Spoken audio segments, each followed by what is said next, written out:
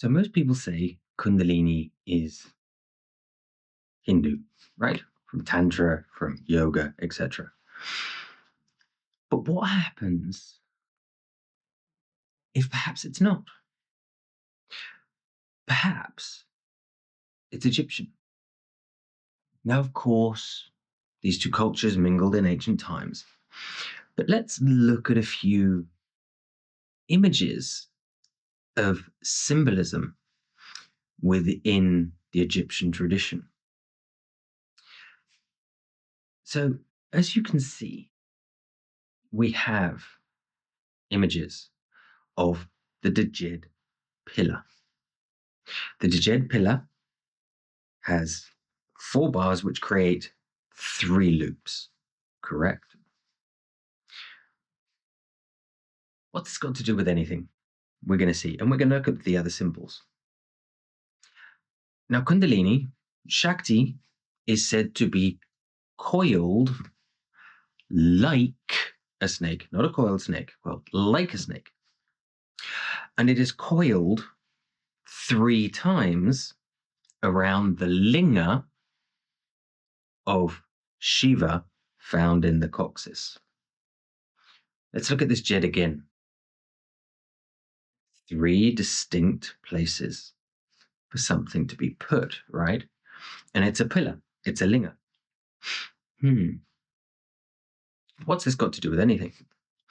Well, if we consider the Jedi, yes, Star Wars Jedi, took the name from the ancient Egyptian magicians called the Jedi.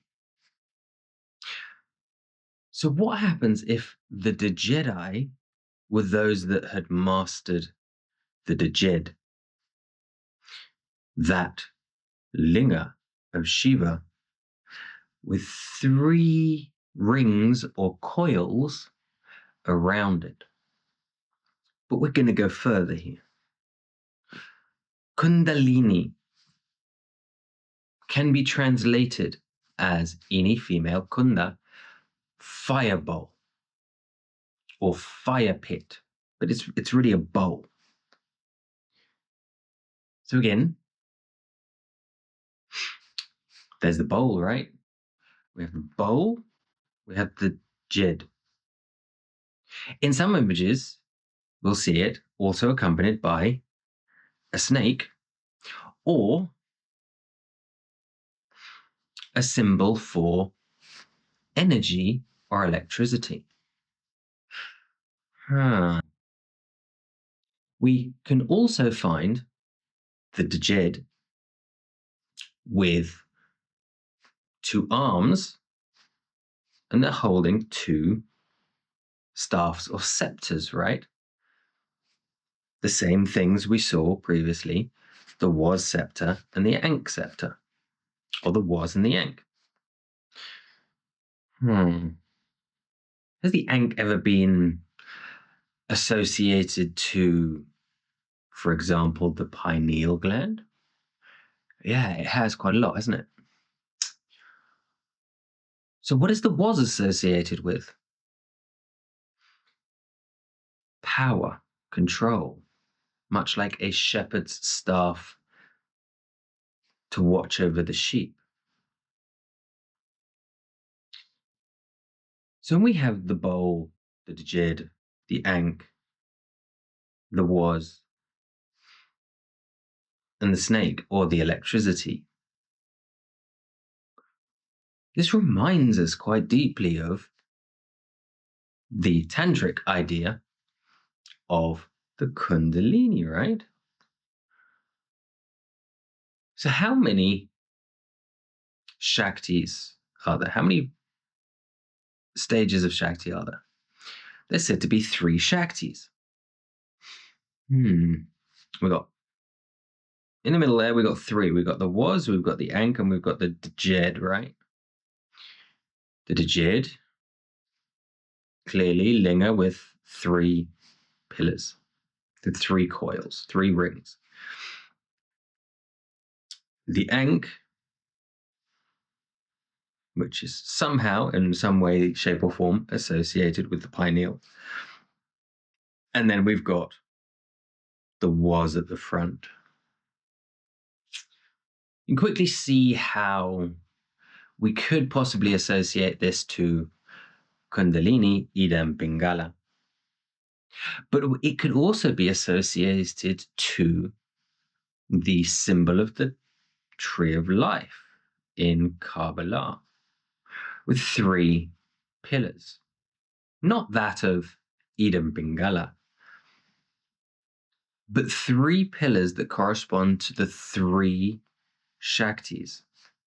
The 3 Shaktis. 1, Shakti wrapped around the coccyx. 2, the sacred sexual Shakti, which in women is said to initiate just below the sacral chakra, and in men, just at the tip of the prostate gland, which that's basically the same area, right? So that would be Shakti number 2, both in men and women. And then that is easily channeled. It can be channeled up the back, but it can also be easily channeled up the front of the body. Anyone who's come to my sessions and experimented with full body orgasms and that type of work, the pleasure healing, the first place we take it is up the front of the body, activating that front pillar. And then within the center of the body, we have the 3 dantians and the 3 granthis, the knots, which at the bottom we have the perineum, and at the top we have the crown, and there's a direct line through them. By pumping the perineum, by pumping the Mula Bandha, we can stimulate chi or prana, which for some people they can't feel it stimulated within the body, but they can ironically feel it stimulated, this flow, this wind, this coolness, a couple of inches below the body when they tense the perineum. So perhaps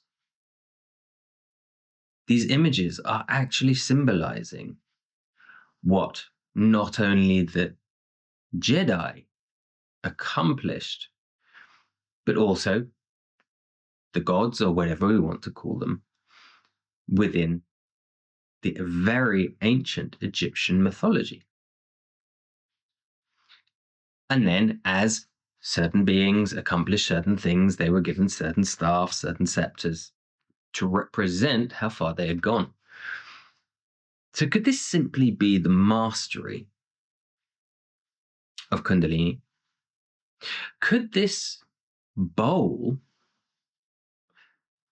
it could be the fire pit associated with the coccyx, but it could also be, as I said, with that last one I spoke about, when you tense the Mula Bandha and you feel this collection area under the body, there is that bowl under the body. And then we have the 3 channels, one up the spine, one in the center, and one at the front. When activated, activates this energy, this knowledge, this connection to Shiva. Now, does the snake fit in above it, or is it just a logical place to put it in the symbolistic drawing? Because we know that energy flows up each of the 3 pillars. Most people never discuss the middle pillar. They discuss the Sushumna in the spine.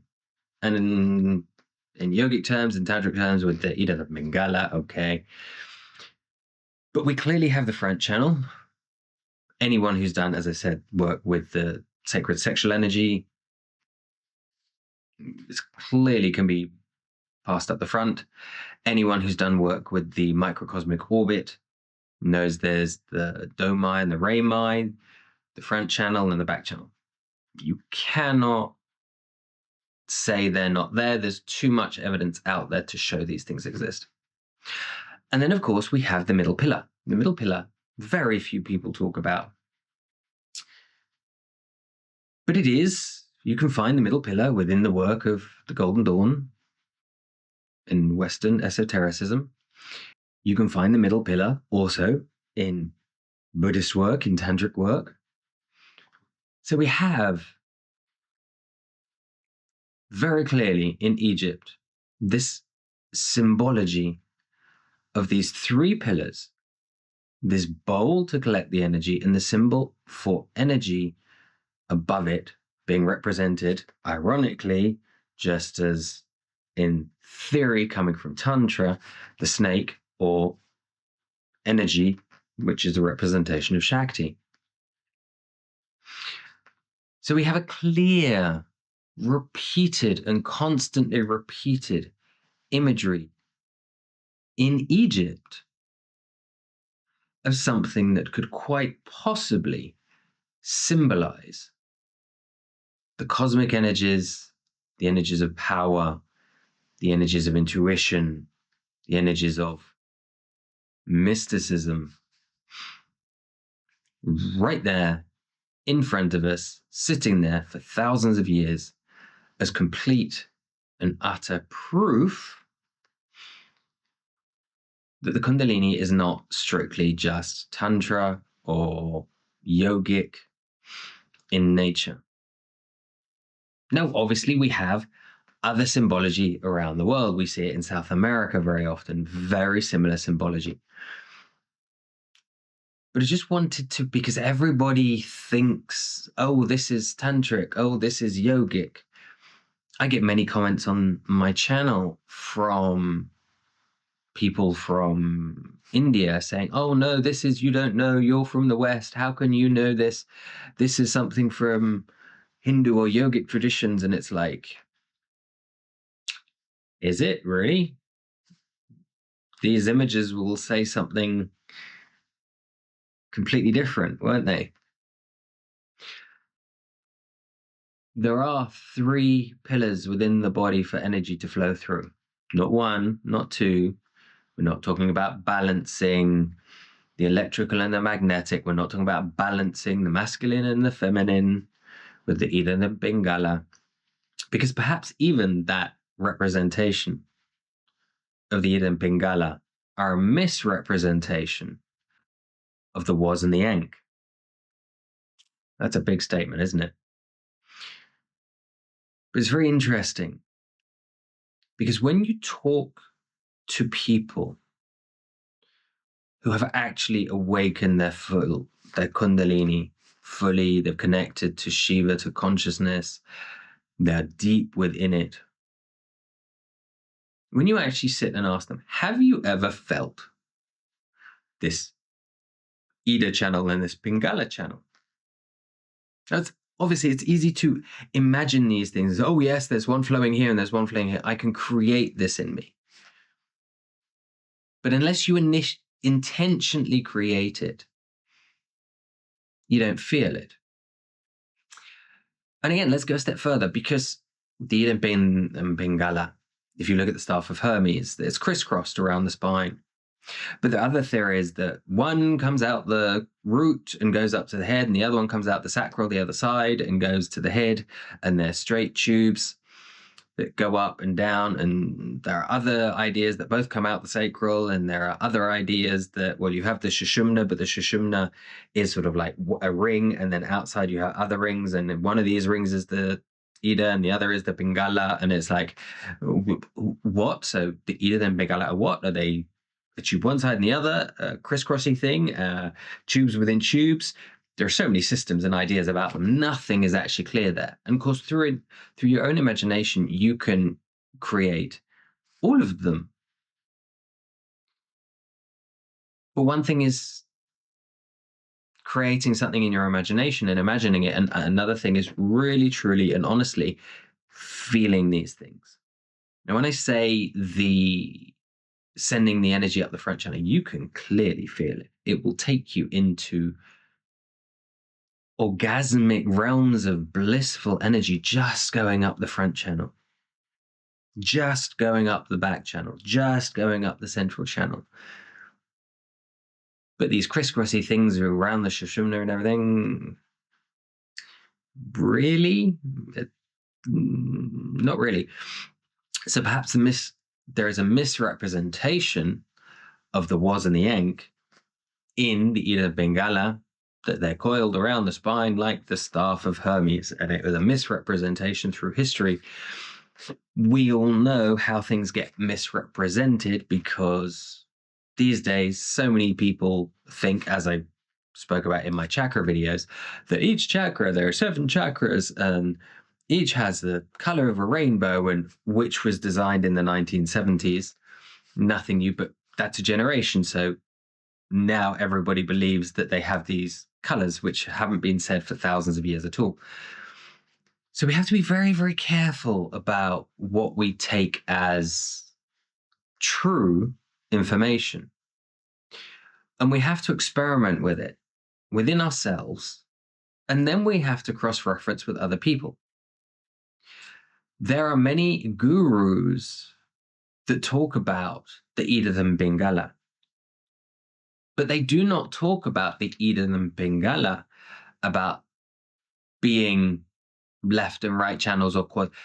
They're simply talking about balancing. Perhaps they may use the wording of masculine and feminine, but masculine and feminine is a dualistic perspective rather than the electromagnetical forces, which are not dualistic in nature because one does not exist without the other. Masculine, feminine, we could say one does not exist without the other, not dualistic in nature. They are symbiotic in nature. That is very different. And so we just have to create the balance between the electrical and magnetical forces between us, which we could say left side of the body, right side of the body, but that's not Idam Pingala. That's just right hemisphere, brain hemisphere, right hemisphere, left hemisphere, logic, creation, blah, blah, blah, blah, all the psychological aspects within the human body and mind. But it's clear to see here from these images, there's a high possibility. I'm not stating fact here, I'm stating an interpretation, because everything is an interpretation. But due to that interpretation, due to the experience of these mystical things and cross-referencing it with other people who have also awakened their Kundalini, as soon as you show them these things and explain what I've explained to you in this video, they're like, wow. Yeah, I mean, it's that. Now, of course, there are going to be some people in uproar about this video saying, how dare you claim this? No, fact is this. And there are no facts here. There are experiences. There are accumulation of experiences. And there is identifying the most logical thing from what we can interpret. So remember, you might also have found, but hang on a sec, Kundalini flows up the spine, up the back channel. But hang on a sec, he said there are 3 channels?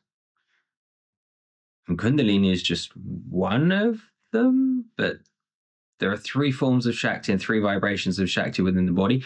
So perhaps there's a hell of a lot more work to do other than just awakening the Kundalini. You would be right. Have a think about that. All this work going into just one of 3. If you want to go deeper with this, you're more than welcome to come and join my training or one of my trainings where we discuss the pranic energy, the tantric energy, the Kundalini energy, the 3 energies of the body. and the light body energy, which is the energy outside the body, which we could say is held between that container and the top. Learn about Shakti, learn about Shiva, being energy and consciousness, the connection. Understand so many things that are written within every religious context that once you awaken the Kundalini, you can experience for yourself and understand it. If those things are interesting for you, come take a training at theawakeningenergy.com where we go further into all these topics. And if not, fair enough. Just keep watching the channel, subscribe, share this with your friends, leave a comment. I know I'm going to probably get a few comments like, oh, that's complete nonsense. Oh, the scriptures say, oh, my yogi said, oh. Fair enough. See you in another video.